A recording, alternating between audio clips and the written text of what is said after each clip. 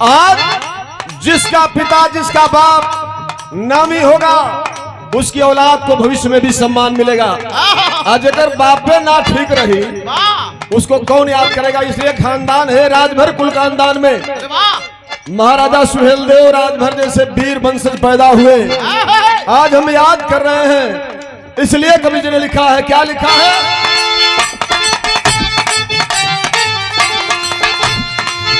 राजा सुहेलदेव की करनवा हो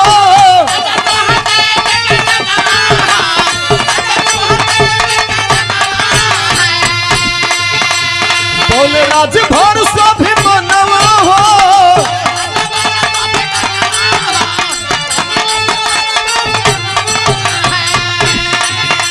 हिंदू हृदय सम्राट के सगरी दुनिया जानत बा ओ जवान के महान हिंदुस्तान मानत बा ओ जवान के महान हिंदुस्तान मानत।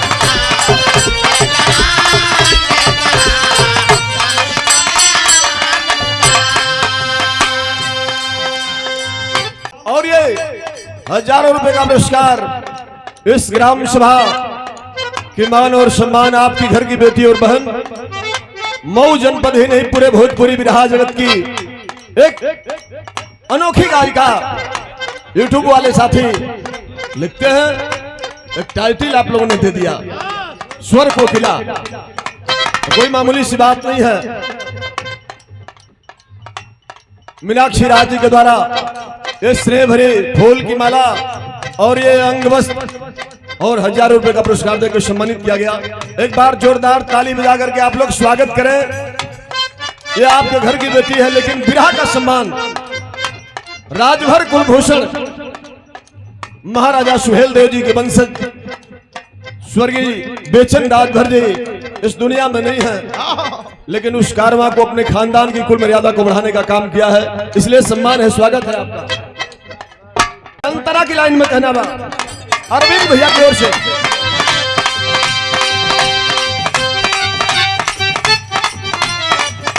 ओहो आई लिखा था लिखल गई। अरे झंडा कवन झंडा, यही भारत का झंडा।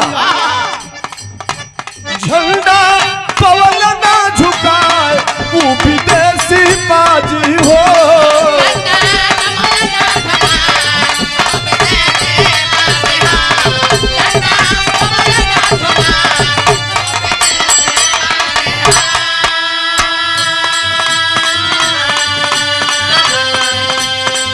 वतन पे मरने वालों का कलेजा नम नहीं होता। अरे वही नाहर बहादुर है जिसे मरने का गम नहीं होता। इस लाइन को चरितार्थ करते हुए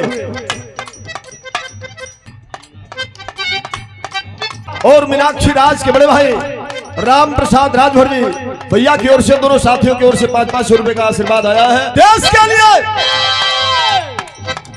इस भारतीय सभ्यता परंपरा के लिए, मान और सम्मान के लिए सैयद सालार गाजी जो देश की एकता और अखंडता को खत्म कर रहा था, इसकी इस धरती की अस्मिता को लूट रहा था, लेकिन बार बहादुर जाबाज सिपाही राजभर कुल के उस महान नायक सुहेलदेव राजा ने चमचमाती तलवार से उस हरामजादे के सर को कलम कर दिया। इसलिए कवि जी ने लिखा है,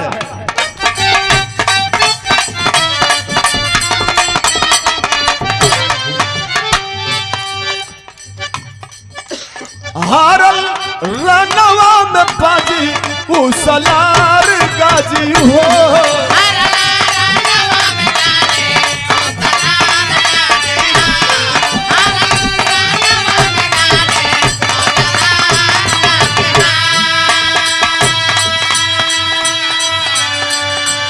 यही कर्म से मरते के, यही कर्म से मरते के दुनिया पहचानत बा।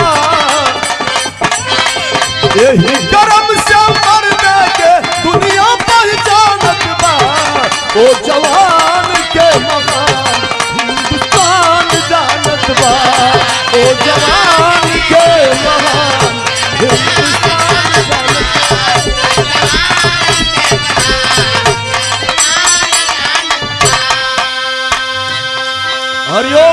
जी दरगाह मंडल अध्यक्ष चक विलायत दरगाह से आगे की लाइन में लिखल गई, ये बैठल लोगों के अमरनाथ भाई जो आयोजक कमेटी है, आपके कमेटी को यह संदेश मिलता है, मैसेज मिलता है कि आपके पिता ने, आपके पूर्वज ने, आपके वंशज ने इतना शानदार इतिहास बनाया है, तो हमें भी कुछ करने की आवश्यकता है।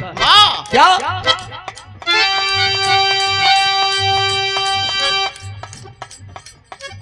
सुहेल दो के आदर, सुहेल दो के आदर से देश सेवा मिलल बा।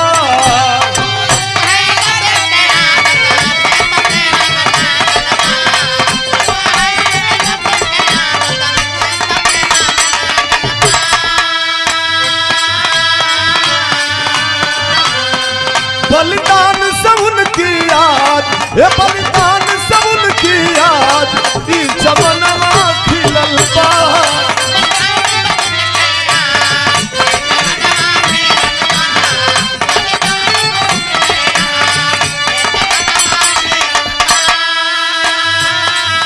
और इस भाव पर सम्मान दिए हमारे कैलाश राजभर जी चक विलायत दरगाह से ये मिला है जो सम्मान, अगर उनकी कुर्बानी नहीं होती, देश के लिए उन्होंने अपने आप को कुर्बान नहीं किया होता, वीरता का परिचय नहीं दिया होता, तो कौन जानता कितने लोग बीच में आए। आज 1016वीं जयंती आदरणीय सुभाष चंद्र पटेल जी मनाई जा रही है, बीच में न जाने कितनी पीढ़ियां खत्म हो गई, लेकिन कौन पूछता है? जो समाज के लिए जीता है वही लाखों में वही एक होता है।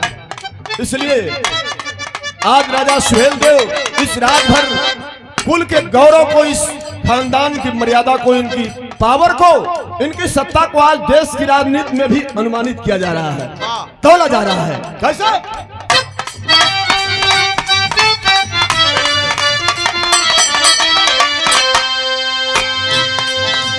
तेरे हिंदू की गर्व के, तेरे हिंदू की गर्व के सवाय अनुमानत बा,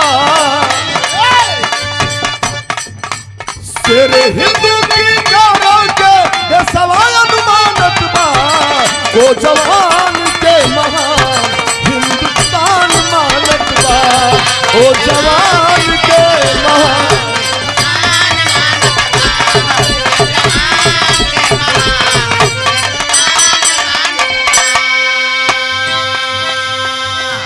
ये सम्मान किया गया कौशल राजभर जिला सचिव, जागो राजभर जागो संघर्ष हमारा नारा है, एसटी आरक्षण मांग हमारा है। बड़ी मजे की बात, एक बार जोरदार ताली। केवल गाना सुनने से काम नहीं बनेगा, मनोरंजन भी करेंगे। जमाना था जब राजा ने तलवार उठाया था, तलवार उठा करके दुश्मन के सर को कलम कर लिया। वो तीर तलवार का जमाना था, भाला का जमाना था, जब राणा प्रताप का भाला चलता था। लेकिन आज वो जमाना हरकेश बाबू नहीं है, आज जमाना कलम का है। लोकतंत्र नहीं था, वो राजतंत्र था। लेकिन बाबा साहब भीमराव अंबेडकर, जिनको लाई था पेशिया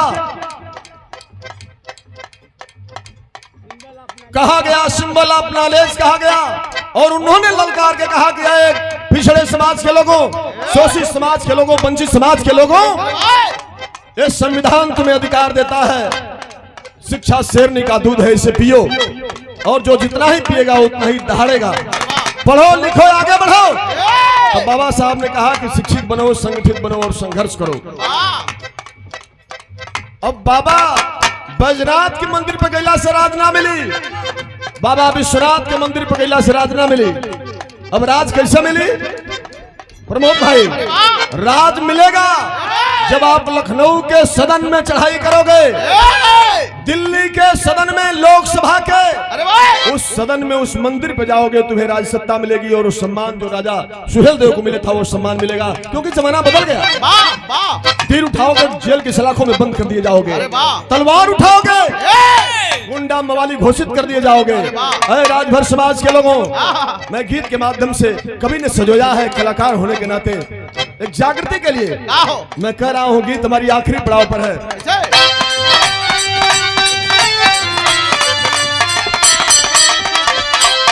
अरे जबले वो जबले एक तान आई ना खुशहाली भेटाई,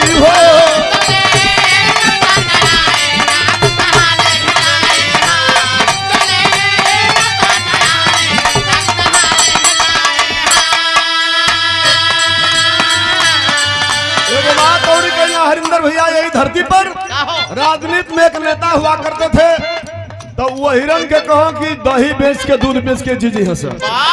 इन्होंने के कहा हुई कुर्सी राजभर समाज के ऊपर भी लंछना लोग लगाते हैं, क्योंकि हमारे लोगों में कुछ ऐसी गलतफहमियां है। लोग कहते हैं कि बस लोग मछली मारे, देखिए लोग गड़ा ही कहाँ बा। मजदूरी करता है, मेहनत का समाज है, लेकिन मजदूरी करके तो आता है। जो पैसा अपने परिवार में, बच्चों में, पढ़ाई में, लिखाई में, उनके कपड़े में, उनके दवा में, उनके खुशहाली में लगाना चाहिए, उस पैसे को दारू के ठेके पे गंवा देता है, आधा से अधिक पैसा। तो साथियों, आपको विचार करना है। एक अछूत समाज में, शुद्ध समाज में बाबा साहब अम्बेडकर जैसा व्यक्ति, जिसको स्कूल में पढ़ने नहीं दिया जाता था, जमाना था। आप अगर पढ़ेंगे शास्त्र को, आप शिक्षा को पढ़ेंगे तो आपकी जुबान काट दी जाएगी। आप अगर देखेंगे तो आपकी आंख फोड़ दी जाएगी। अगर कान से सुनेंगे शिक्षा के किसी भी विषय को, तो आपके कान में पारा पिघला दिया जाएगा, शीशा डाल दिया जाएगा। लेकिन आज ऐसा संविधान है कि आप अगर पढ़ेंगे तो मास्टर बनेंगे, इंजीनियर बनेंगे, कलेक्टर बनेंगे, कप्तान बनेंगे। ये संविधान देता है।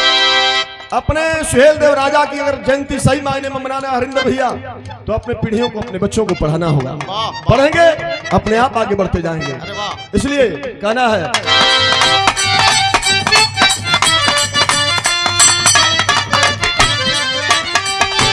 बातें दारू से पढ़ाई लइकन का जरूरी हो।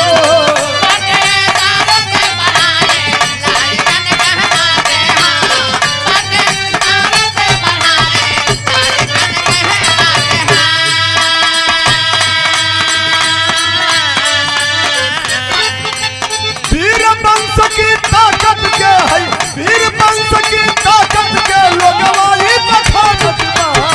वो जवान के महान हिंदुस्तान मानत बा। वो जवान के महान।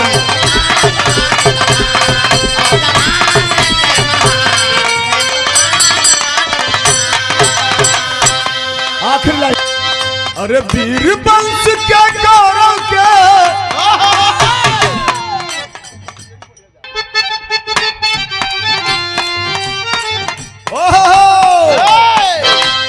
वीर वंश के ताकत के लोगवाई बखानत बा।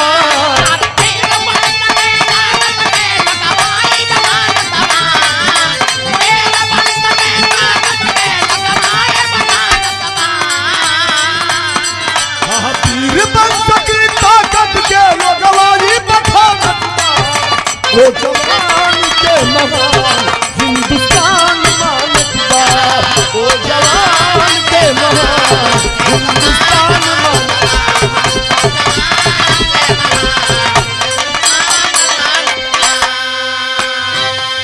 कहे कभी संतो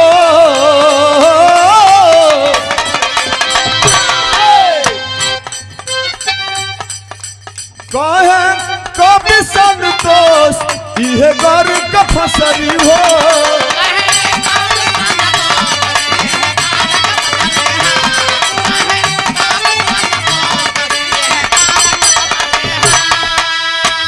और यह पुरस्कार आया है गोविंद राजभर जी के माता जी की तरफ से। माता जी के बहुत बहुत प्रणाम, भैया लोगों के प्रणाम। और यही कामना है, यही हमारी इच्छा है, हार्दिक इच्छा यही है कि हर माँ राजा सुहेल देव जैसे वीर वंशज को, बेटा को पैदा करे, ताकि आने वाली पीढ़ियां उसको याद करें। क्या बात है। कभी की ये शिक्षाप्रद लाइन है, क्या फसरी है।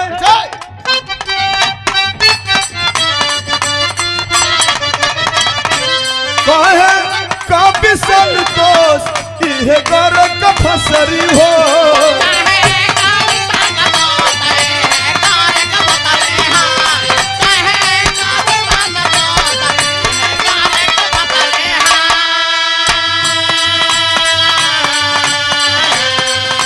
जागी राजभर समाज तो जागी दसवा सगरी हो।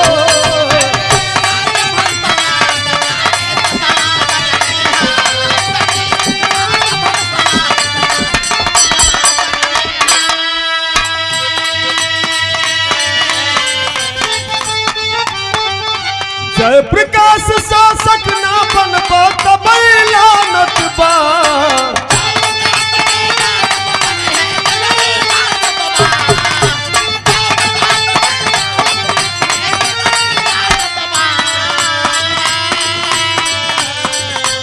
जय प्रकाश शासक ना बनबो तब लानत बा वो जवान के महान हिंदुस्तान मानत बा वो